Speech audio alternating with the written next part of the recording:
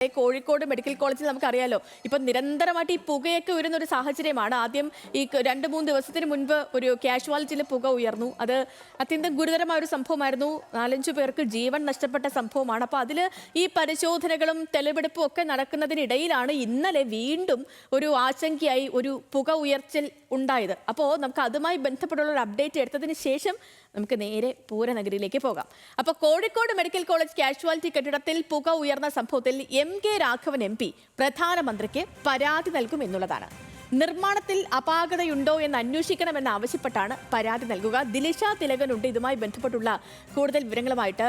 ദിലിഷ, കഴിഞ്ഞ ദിവസങ്ങളിൽ തന്നെ MK രാഘവൻ MPയുടെ പ്രതികരണമൊക്കെ നമ്മൾ കേട്ടതാണ്. മാത്രമല്ല, ഈ കെട്ടിടത്തിന് അധികം കാലപ്പഴക്കമില്ല. കൂടിപ്പോയി ഇപ്പോൾ കെട്ടിടത്തിന്റെ നിർമ്മാണ കാലാവധി കൂടി എടുക്കുകയാണെങ്കിൽ കൂടിപ്പോയാൽ ഒരു 2 വർഷം, അതിനപ്പുറം കാലപ്പഴക്കമില്ലാത്തൊരു കെട്ടിടമാണ്. അപ്പോൾ ഈ പ്രതിപക്ഷം തുടക്കം മുതൽ തന്നെ കെട്ടിടത്തിന്റെ അശാസ്ത്രീയ നിർമ്മാണം തുടങ്ങിയ ആരോപണങ്ങളൊക്കെ ഉന്നയിക്കുന്നുണ്ട്. ഇപ്പോൾ 2 വട്ടം പുക ഉയർന്ന സാഹചര്യം, അതും ഈ താഴെ കാഷ്വാലിറ്റിയും മുകളിൽ ഈ സ്പെഷ്യലൈസ്ഡ് വാർഡുകളും ഒക്കെയാണ്. അപ്പോൾ അതുകൊണ്ട് തന്നെ കൂടുതൽ ജാഗ്രത പതിയേണ്ട ഒരു ബിൽഡിംഗ് കൂടിയാണത്. MK രാഘവൻ MPയുടെ പരാതി എപ്പോഴാണ് പ്രധാനമന്ത്രിയിലേക്ക് എത്തുക? ഈ പരാതിയിൽ പറഞ്ഞിരിക്കുന്ന കാര്യങ്ങൾ എന്തെങ്കിലും പുറത്തു വരുന്നുണ്ടോ ദിൽഷ? Good morning.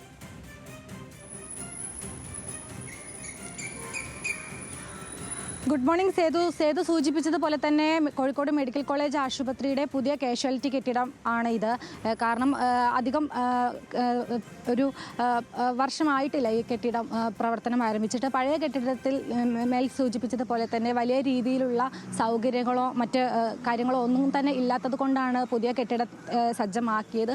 അതുകൊണ്ട് തന്നെ ഈ ഒരു കെട്ടിടത്തിൽ നിന്നും അധിക കാലതാമസമില്ലാത്ത ഈ ഒരു കെട്ടിടത്തിൽ നിന്നും ഒരു പുക ഉയർന്നതടക്കമുള്ള സംഭവങ്ങൾ, വലിയ രീതിയിൽ ഗുരുതരമായിട്ടുള്ള ക്രമക്കേടുകൾ നടന്നിട്ടുണ്ടോ എന്നതടക്കമുള്ള കാര്യങ്ങളിൽ അന്വേഷണം ആവശ്യമുണ്ട്. അതുകൊണ്ട് തന്നെയാണ് MK രാഘവൻ MP ഇപ്പോൾ പ്രധാനമന്ത്രിക്ക് പരാതി നൽകാൻ ഒരുങ്ങുന്നത്. ഇന്ന് പരാതി നൽകുമെന്നാണ് അറിയുന്നത്. ഈ നിർമ്മാണത്തിൽ അപാകതയുണ്ടോ? സേതു സൂചിപ്പിച്ചതുപോലെ തന്നെ ഈ പുക ഉയർന്ന സംഭവത്തിൽ തുടക്കത്തിൽ തന്നെ പ്രതിപക്ഷ പാർട്ടികളൊക്കെ തന്നെ നിർമ്മാണത്തിലെ അപാകതയൊക്കെ ചൂണ്ടിക്കാട്ടി രംഗത്ത് വന്നതാണ്. അതുകൊണ്ട് തന്നെ ഈ നിർമ്മാണത്തിൽ അപാകതയുണ്ടോ എന്ന് അന്വേഷിക്കണം ആവശ്യപ്പെട്ടിട്ടാണ് പരാതി നൽകുന്നത്.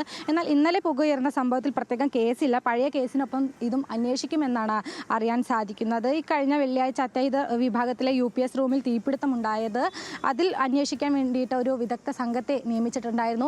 അതേ സംഘം തന്നെയായിരിക്കും ഇതും അന്വേഷിക്കുക. എന്തായാലും ഇന്ന് അവർ ഇവിടെ സന്ദർശനം നടത്തുന്നുണ്ട്. മാത്രമല്ല ഫോറൻസിക് വിഭാഗവും ഇന്ന് ഏകദേശം 10 മണിയോടുകൂടി ആശുപത്രിയിൽ സന്ദർശനം നടത്തുന്നുണ്ട്, പരിശോധന നടത്തുന്നുണ്ട്.